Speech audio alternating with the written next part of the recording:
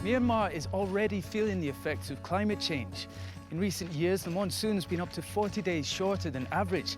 And while the country's interior is facing droughts, the coastline's getting battered by storms that are more frequent and more ferocious than ever before. And no one feels these pressures more than the rural smallholder farmers. They make up the backbone of the country's food system and its rural economy. I'm Russell Beard in Myanmar, where a social enterprise is helping farmers not only survive, but thrive. Myanmar is going through a period of major political, economic and social reform. Practically isolated from the global market for 50 years, its economy is still largely dependent on agriculture, which makes up nearly half of their total GDP. Most of these farmers are smallholders who struggle to grow crops using ancient and time-consuming techniques. Myanmar-based non-profit Proximity Designs was set up to help them. Great, how are you doing? Russell. They started with low-tech irrigation solutions, and their star performer is the pedal-powered treadle pump. This pump is red rhino. And someone that actually stands on here, Stand on here and right. operate. And that's where the tread of treadle comes in. So it's like a combination of treading and pedal. Yeah. Is that right? Yeah.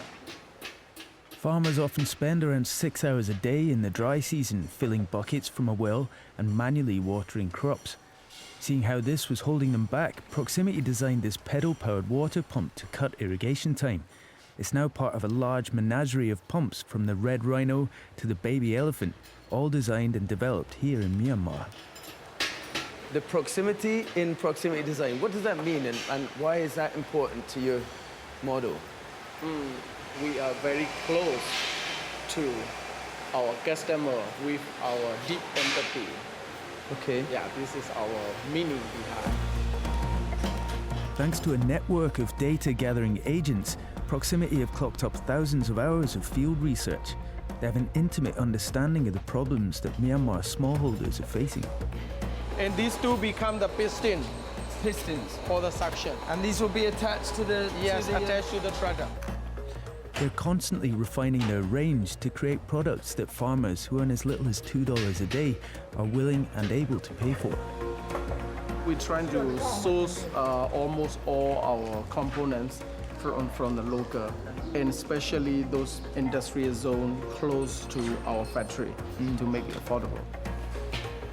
So it comes down to that proximity again, doesn't it? It's all about that communication to keep the production flowing, keep the water flowing.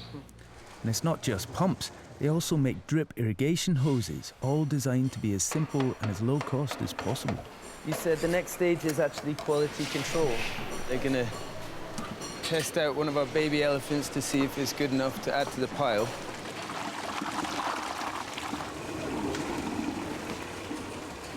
It's much lighter. I thought you'd be really having to work at the pedals, but actually it's very, very light. And it's a lot easier than carrying up to 3 tons of water a day to irrigate just a small farm. But making this stuff is just the beginning.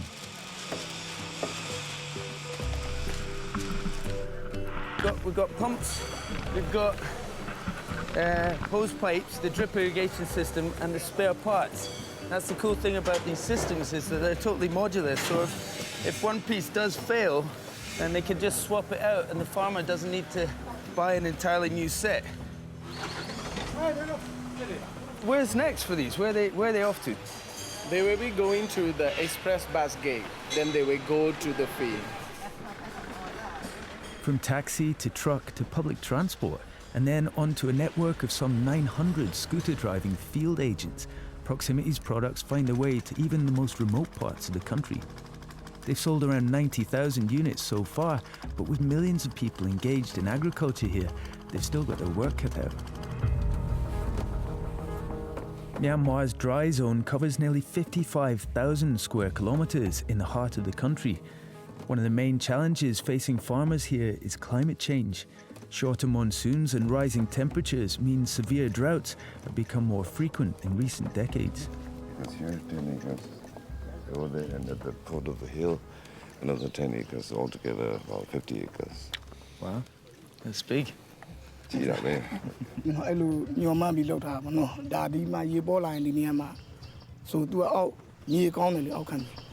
When the water is here, He thinks everything will be all right. Yeah, good soil, but just not enough water. ကျွန်တော်တို့ဒီနှစ်ဆိုဒီပဲကြီးတွေပဲလုံးပြူတွေဒီနာပဲငကိုအရင်တောင်းလို့တော့ကျွန်တော်တို့ရာသီပေါ်မိုးမျောပြီးတော့ပဲစိုက်ကြတယ်ပဲစိုက်တော့ဒီနှစ်ကျမိုးခေါင်တော့တောင်းသူတွေဘာမှမရလိုက်အကုန်လုံးအပင်အသီးလေးတွေတင်းနေမှာသေးဘူး This year, Bo Sway is planting papaya and he's bought a drip irrigation system to water the new crop. You can see how dry it is. When you get up close, it looks like the field's covered in rocks, but this is actually earth. It's like concrete. By using drip irrigation straws, farmers use 70% less water, reducing pressure on groundwater supplies while increasing yield.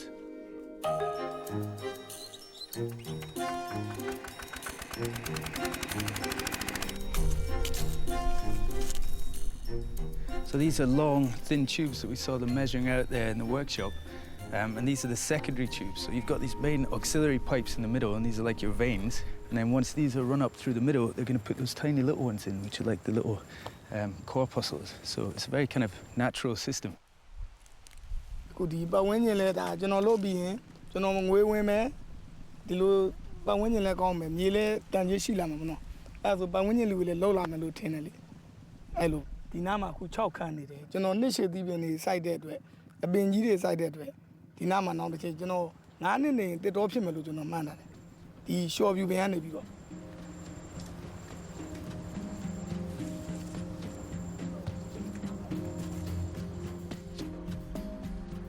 700 kilometers south in the delta, where the Irrawaddy River meets the Andaman Sea, is the country's rice-growing heartland. As well as being the staple food, rice is the keystone of Myanmar's economy and is the main income source for more than half the population. So this is the most important rice-growing region in the country, and a lack of rainwater up north is having knock-on effects down here, because less fresh water in the river means that salt water from the sea is able to creep further and further upstream, and it's making its way into the rice paddies. In many ways, this area is on the very front lines of climate change. The risk of saltwater intrusion as a result of droughts inland is exacerbated by storm surges and floods, which are becoming more frequent. In 2008, Cyclone Nagris destroyed 700,000 homes, killing 3/4 of the area's livestock and flooding 1 million acres of rice paddies with salt water. Miao Mint is an agronomist at Proximity Designs. He set up a team called the Farm Advisory Service to provide farmers with knowledge to help them adapt to the changing conditions. For the last 3 years, they've been monitoring salt levels in the delta. We know that the salinity will come along this area, right, by this month of January. And in February to this area, the salinity reach, and March is come to this area. Since rice is sensitive to salinity, irrigating with water that's too salty can mean the difference between a full harvest and a complete crop failure. In rainy season, there's a lot of water, so that they push down the tide, so that the tide didn't, the salinity not much intrusion into land in an area. So it is like a tug of war, so that the seawater push up and then the volume of the water push down. I love that, the idea of a tug of war, because it looks like one river system here, but what you're saying is there's actually an invisible front that's moving up and down depending on the volume of fresh water in the river. And that's the salt intrusion you're talking about. It's really, they're up against each other. And you're trying to map that. Although saltwater intrusion has always varied with the seasons, Miao Mint suspects it's now encroaching further into the delta for longer periods of time. So up to 2 is okay, 3 is borderline, but 4... Above the 4.5. Above 4.5, that's the cutoff. As we go further downriver towards the sea, the salt concentration keeps going up.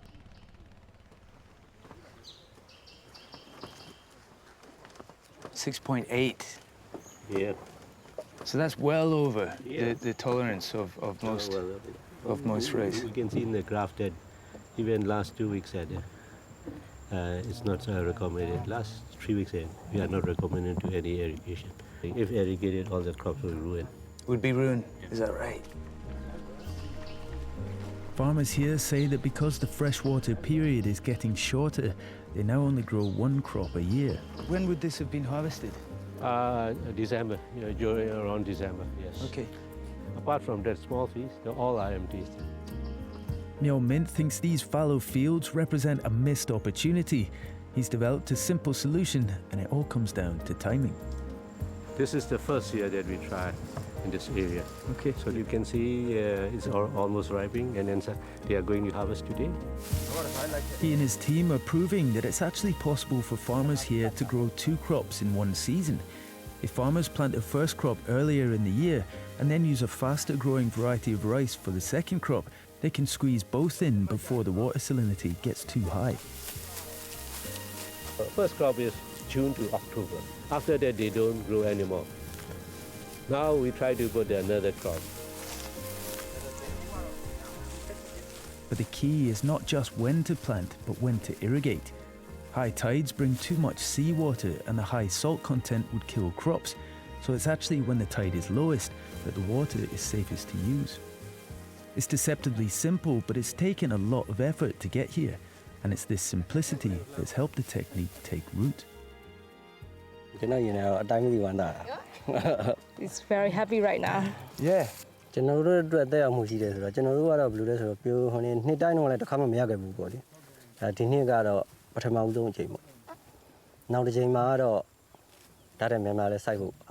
Because if it wasn't for this, you would have finished harvesting already. So this is extra. So normally he wouldn't have any income at this time. So this is an extra income for him. Because it's pretty good, isn't it?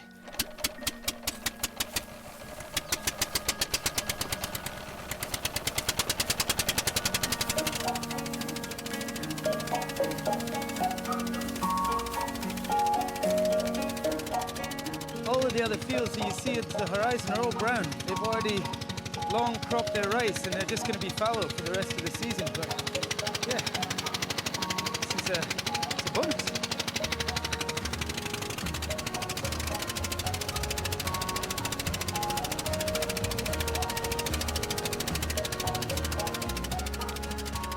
There are many farmers that we staying in this area. They are watching, and then next year it will be more farmers will grow whatever crop.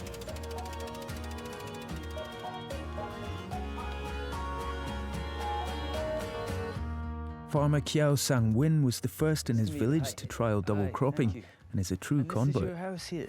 This is great, man. This is great. 3 years on, and he has enough disposable income to build a new house and a hurricane-proof barn. How much rice is in here? Chao Seko. Chao Seko. Okay. What's that?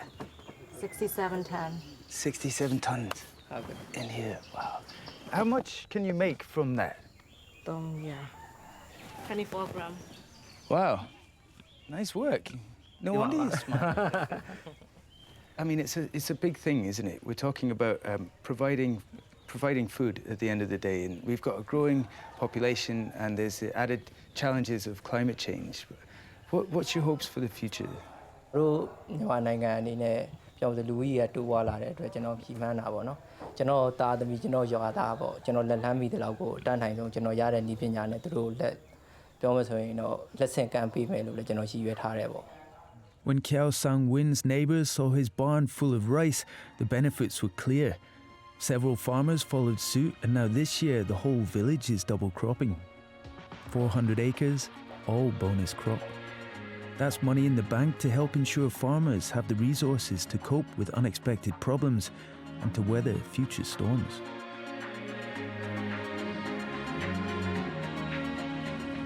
Myo Mint and his team can't stop the climate changing.